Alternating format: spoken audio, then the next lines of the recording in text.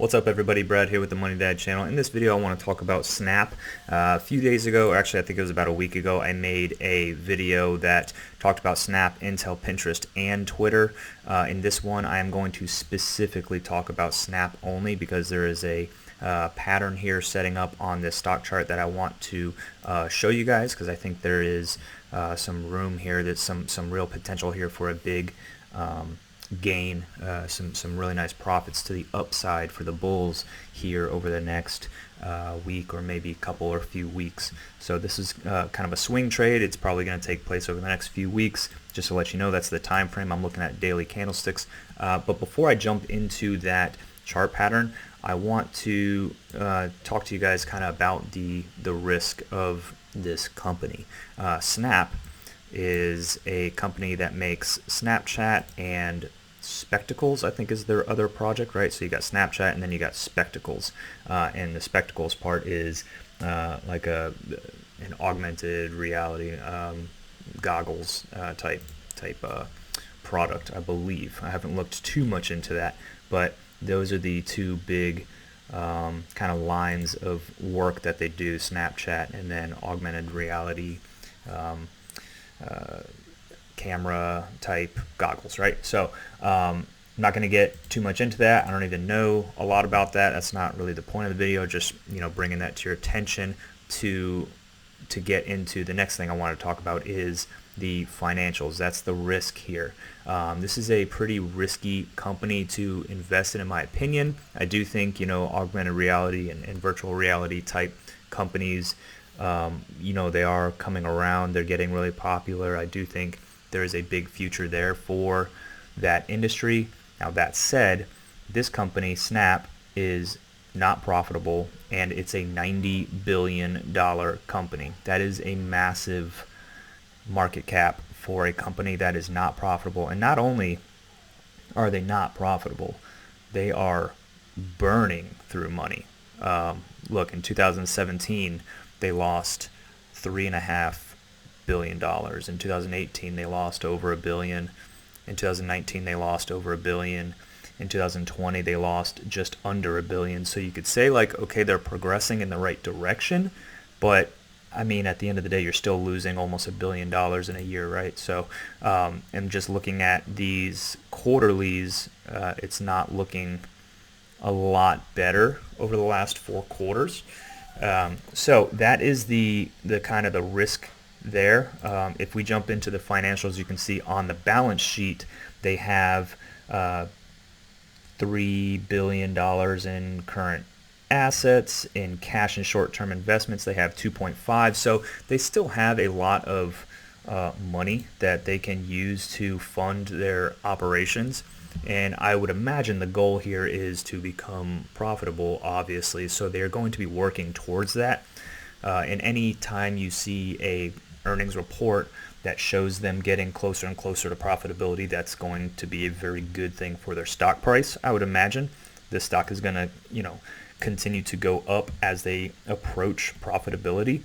But if you see them waver or take a step back or lose more money than they did the quarter before, I do think the stock is probably going to tank because they are burning through cash according to those financials anyway. So that is the risk here.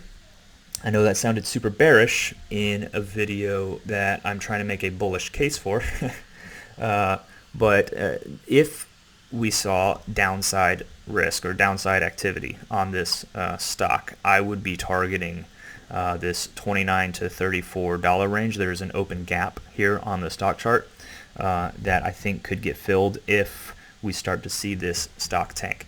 Now, all that said, now let's get to the bullish case. I don't think that's going to happen. I think that this pattern is going to play out. I think there's a pretty good probability that it's going to play out. So let's talk about this pattern. We have this consolidation phase that's been going on the Snap stock chart since about January, right? So we had our high in February. I think that might be the all-time high. Yeah, it looks like it's the all-time high in February, and we've been consolidating since then, right? And what I mean by that is we've been setting up these higher lows. Well, this was kind of a bottom here that was right around the same level, as the previous lows back in January. But this is a higher low from here, right? And then you have your all-time high, and then you have a lower high, a lower high. This was going to be a lower high if it bounced off of this trend line and head back down, but we broke out. And that is the kind of the indicator here that has told me there may be something here. There is a potential for a profitable trade here to be had. We have a breakout over this trend line, and I think we're going to bounce off of it and head to the upside. So how do we make this trade? Well, I would like to see this bounce a little bit more, maybe a couple candlesticks to the upside from here, and that will be my confirmation that we have confirmed, kind of bounced off of this trend line. We are heading up. So we can create a price target based on the size of this consolidation period by measuring the touch point, the first touch point, up to the ceiling, this trend line right here. So do that real quick. I think I did this yesterday, and it was about 20 bucks if I'm not mistaken. Yeah, it looks like it's about 20 bucks, maybe 21, but I'll stick with $20 just to be safe, be conservative here. I like to try to get out of my trades before we reach the absolute, maximum peak, just to lock in those gains, just to be safe. So we measure 20 bucks to the upside from our touch point, and what do we get? Let's see, $20 to the upside gives us $80, almost on the nose, almost exactly. And these were rough estimates as well, so we'll just call it $80 and make it nice and easy, be safe there. So that's significant because Snap is currently trading at $61, and I'm recording this over the weekend. I don't know where it's going to open on Monday, but let's call it a $60 stock with $20 of upside. That's 33% profit range, or profit potential, right, to the upside. So 33% potential gain on Snap, because I'm targeting $80. Now I would be wary, if we break down, if we don't curl up from here, if we start to curl down, then I would get out if we break under this trend line right here. That would be my stop out. I don't want to be a part of this trade if it breaks under this trend line. So you could lose, a few dollars to the downside, nothing too crazy.